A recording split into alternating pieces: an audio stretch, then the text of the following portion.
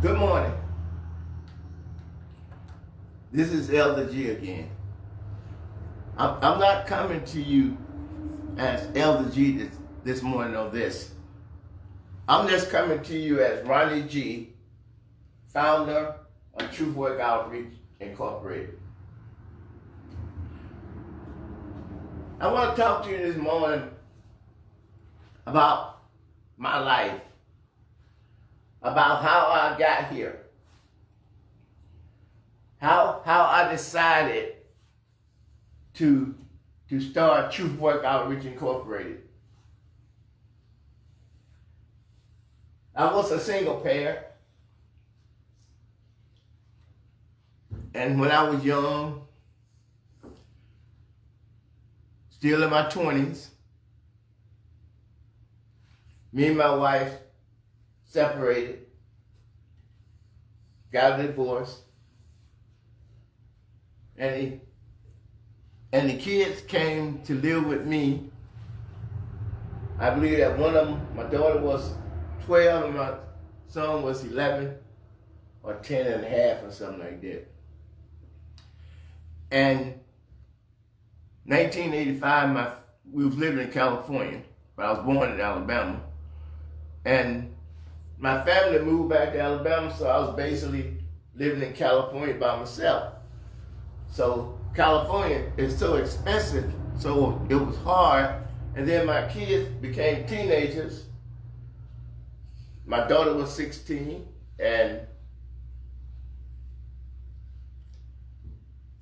you know, when you're single, you have to leave them at home by yourself.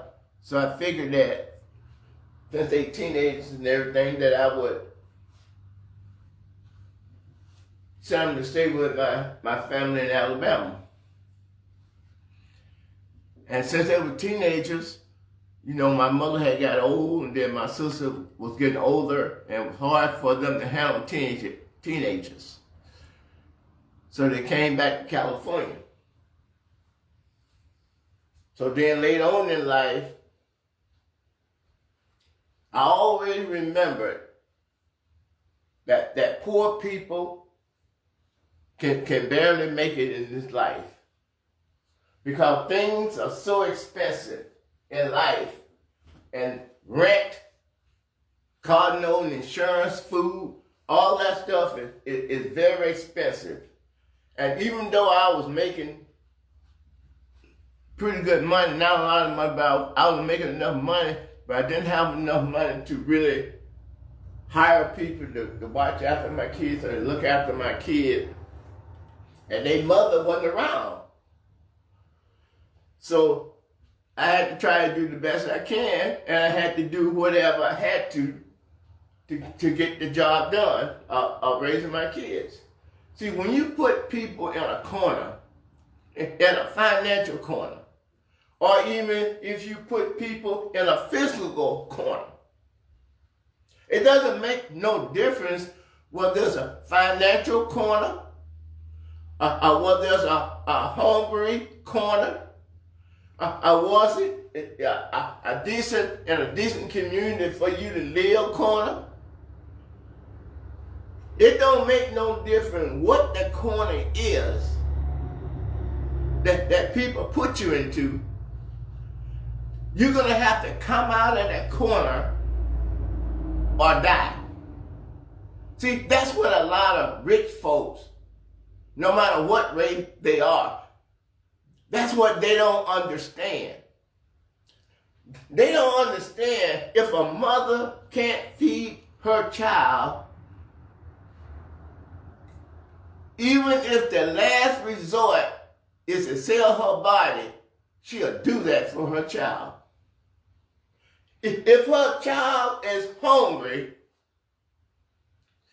and she go out and beg and try to borrow, and no one come through for her, she'll sell her body for that child. Other than Jesus dying on the cross and God creating us, there's no greater love than that as a mother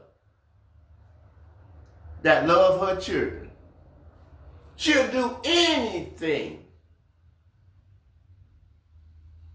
to take care of her children. I remember my mother and father, when the food was short, when you had to tear wings in half just for somebody else to have something, I take a leg quarter. Sometimes you eat the whole leg quarter, but sometimes you had to cut it in pieces just to make it go. And sometimes mom and dad went hungry.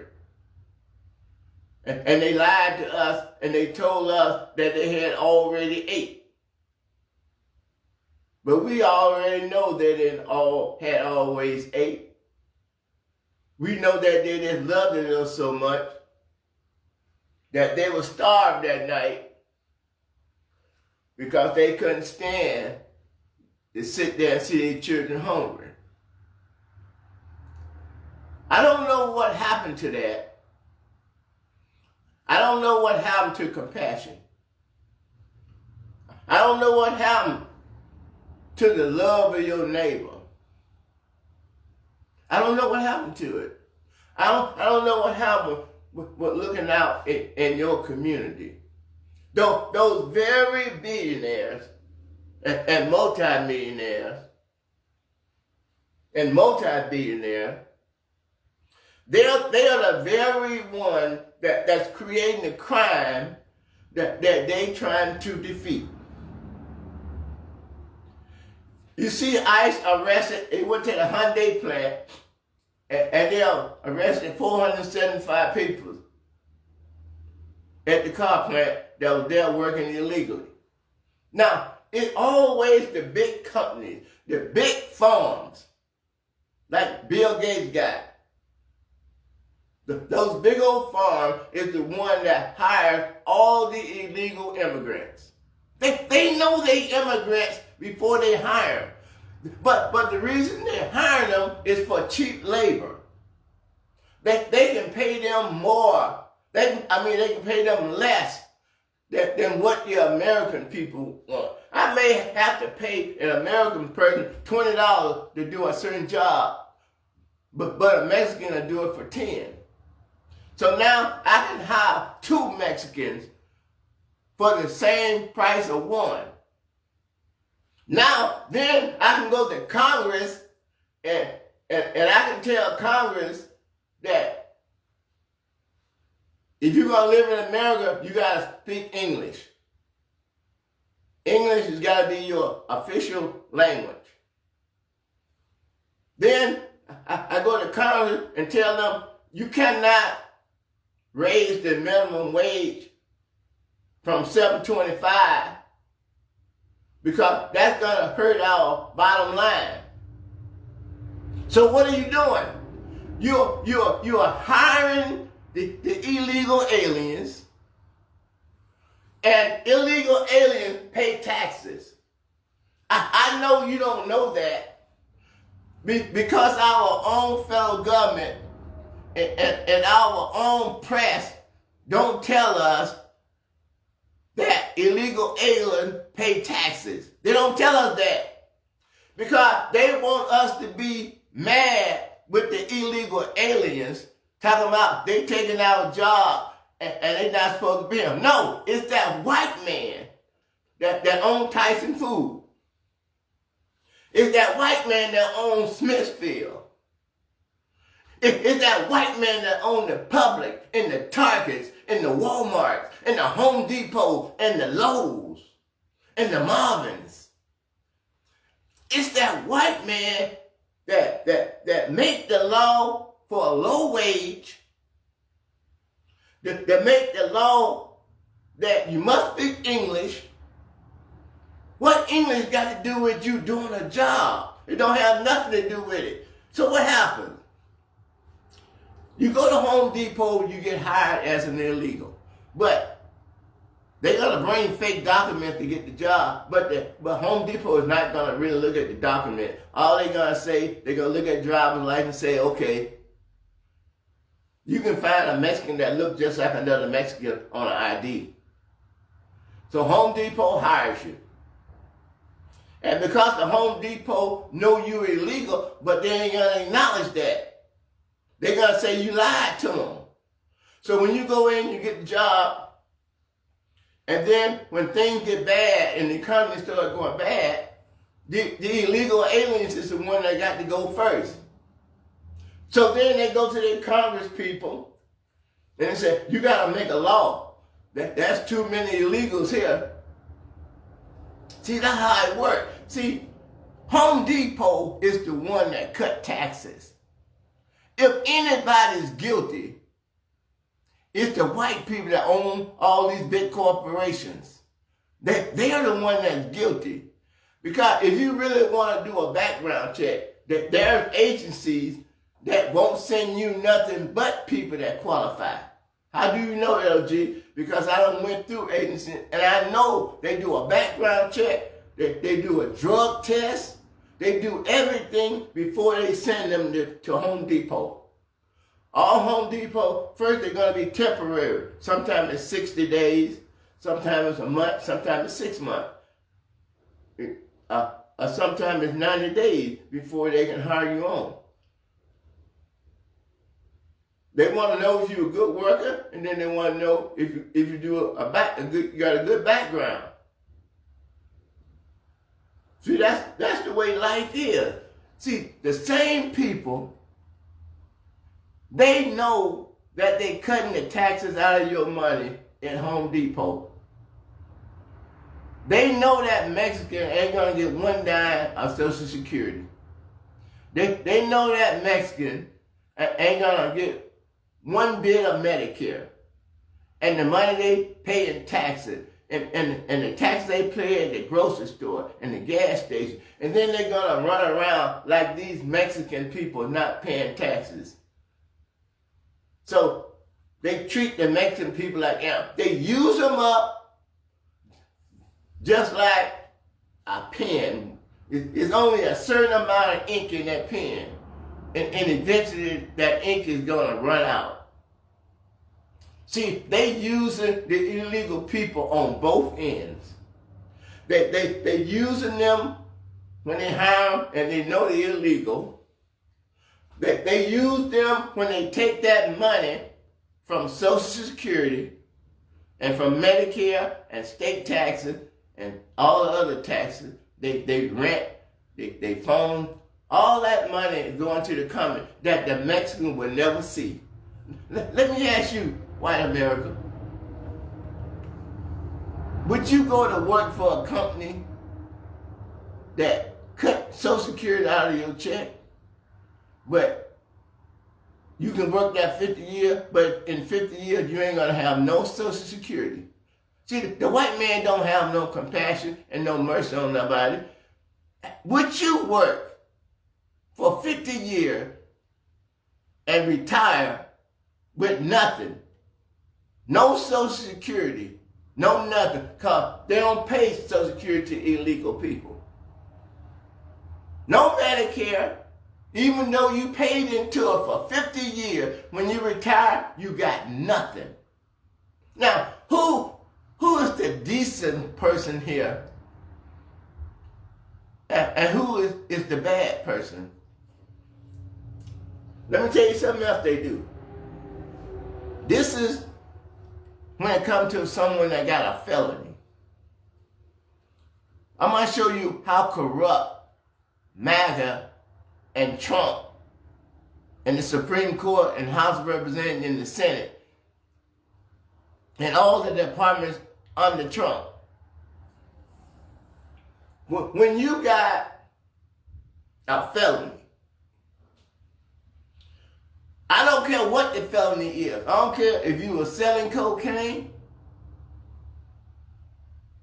I don't care if you were defrauding people for money.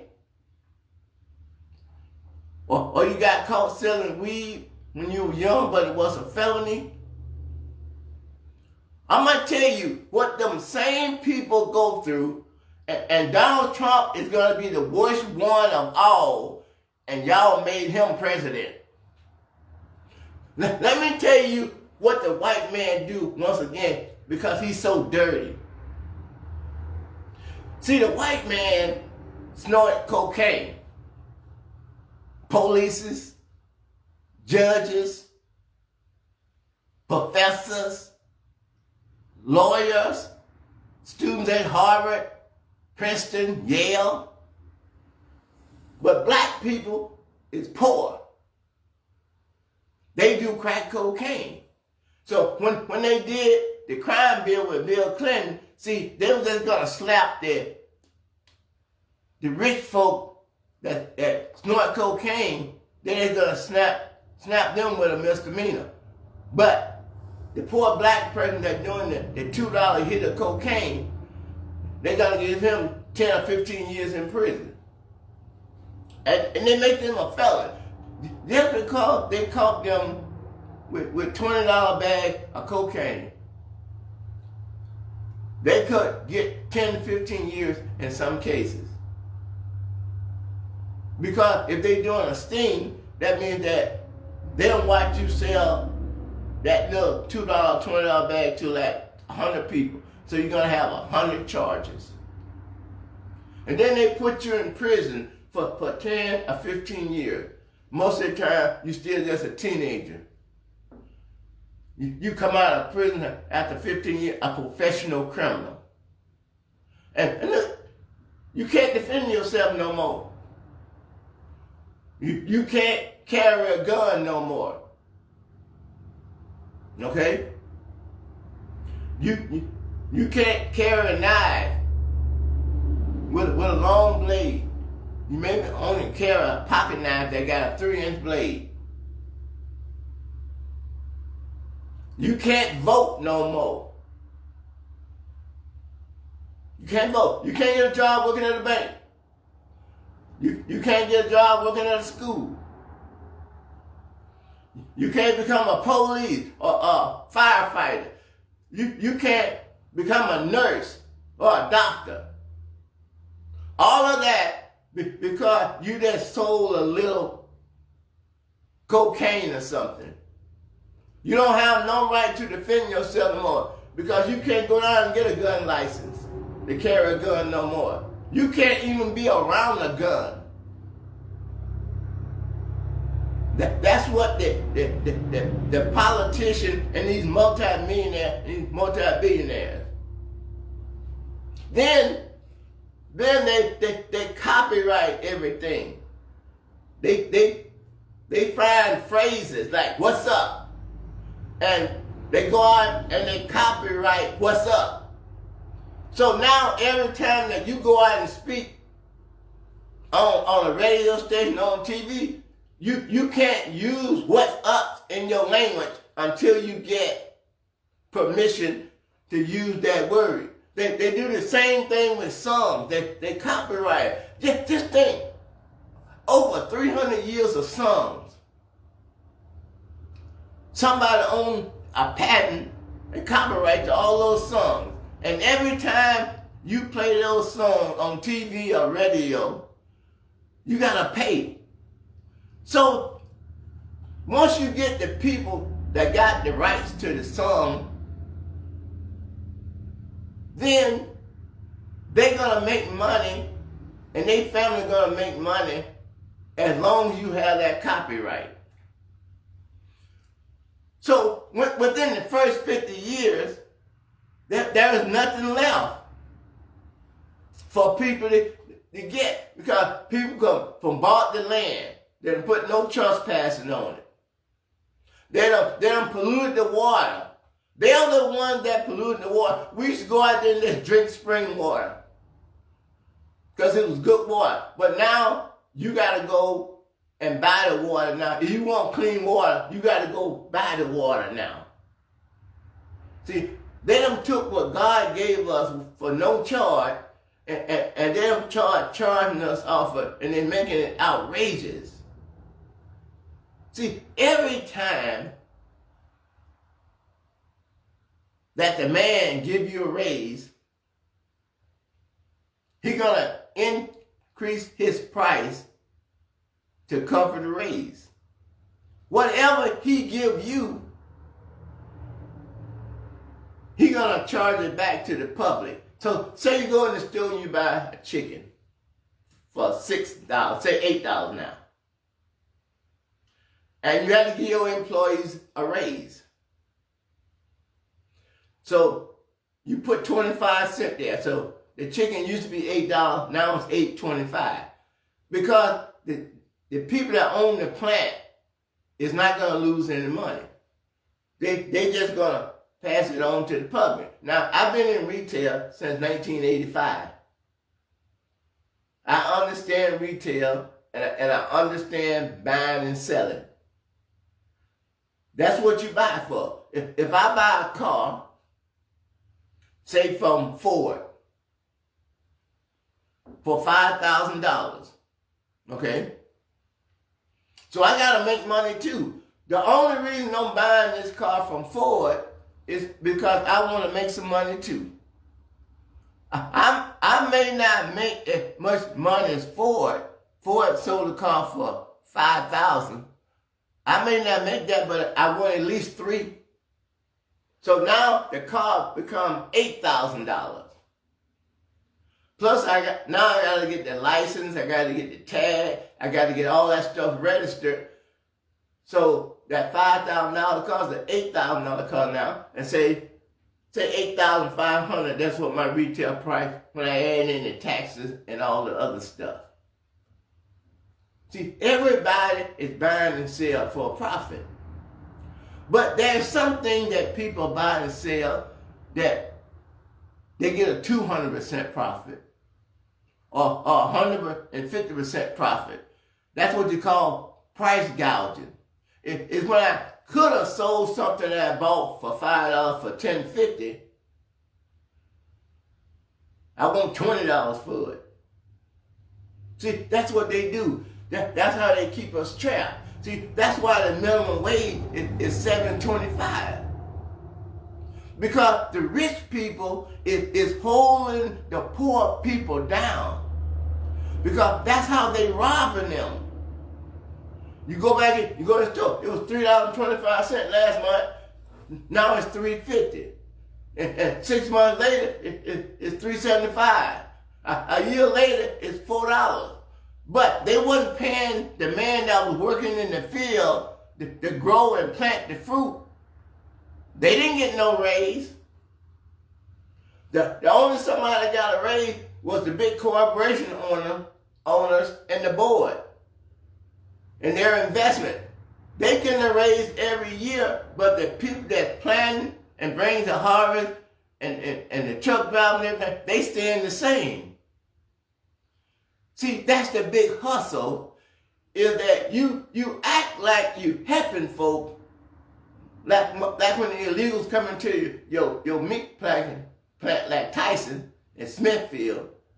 You act like you ain't prejudiced, you acting like you treat everybody the same, but you bring them in at low wages, and then when things start going bad, you start wanting to get a Republican president, and then you're gonna tell people that the country is going in the wrong direction.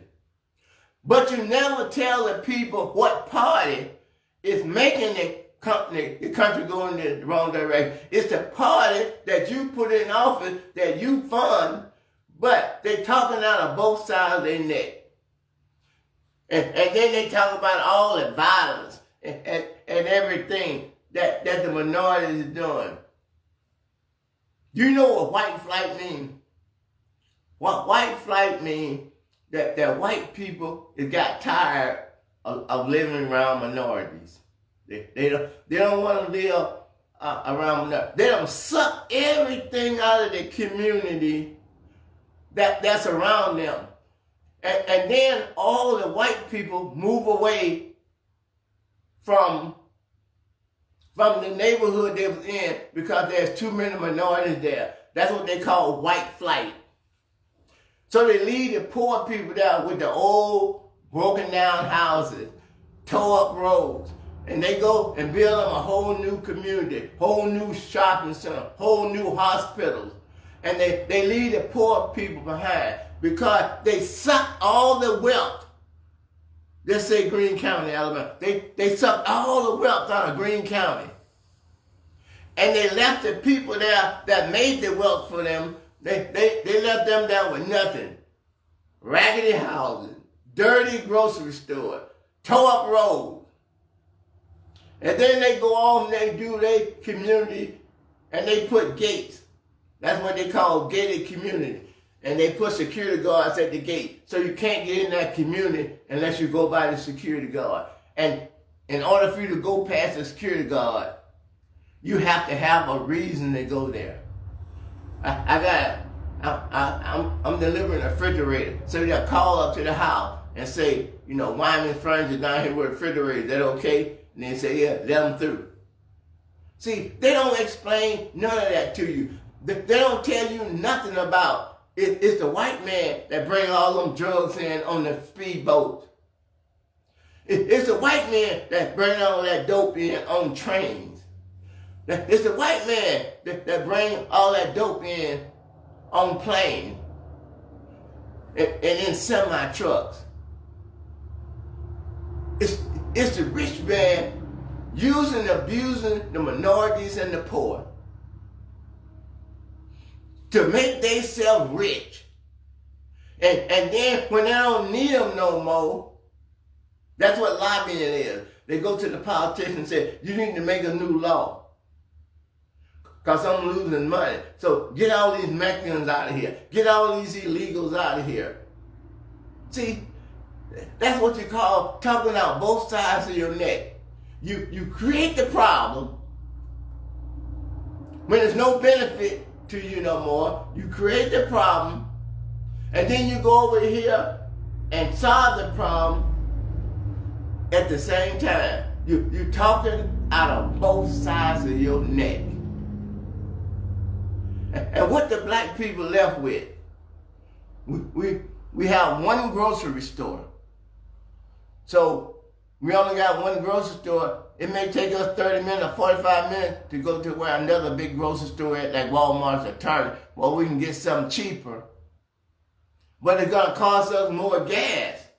So this store here, if they want to raise their grocery 25 cents, say on a drink that used to be $2, now it's $2.25. I'm not going to drive to Tuscaloosa 40 minutes to try to find a drink 50 cents cheaper. If I want to drink that drink, I'm going to have to go ahead and pay that 50 cents. Because it may cost me $8 worth of gas just to go to Tuscaloosa. And you know I ain't going to Tuscaloosa and pay $8 worth of gas just to save 50 cents. Either I'm going to leave the drink there, or I'm going to pay the extra 25 or 10 cents, or whatever it is. See, that's the trap. Everything is bought. Everything is no trespassing. Everything is got a patent. Everything is copyrighted. So can't no people come up through that mess? Because the whole system is the one that's blocking the poor people from being successful. And then they're going to turn around and say you a troublemaker. The white people don't want the drug sold in their gated community. So they put the drugs in the hood. They hire what they call a kingpin. They hire someone that run the drug operation. They don't touch the drugs. They don't even come to the community. They only communicate with the kingpin. So if things go bad, they know they only got to get rid of one person. And that's the kingpin. And that'll cut them off because they don't meet the other people. And then they just flood your community. They just flood the black and brown people community with drugs. And that's the only jobs there. Drug dealers is the rich people in the hood. They riding around in BMWs, Mercedes. Some of them riding around in Rolls Royces. And the white man is the one that supplied them with all those drugs. And then they turn around and write a law. Remember, a felony takes away your right to vote. It takes away your right to carry a weapon to defend yourself. It take away your right. You can't work for a bank. You can't be a teacher. You can't work at Walmart. All the rights that they take away from you to make you poor and to make you suffer. Then they turn around and treat you like animals and throw you in jail or kick you out of the country when they don't need you no more. America, is that godly? Is that what Jesus would do? No. Jesus said, feed the hungry. Support the weak. Build up that which is torn down.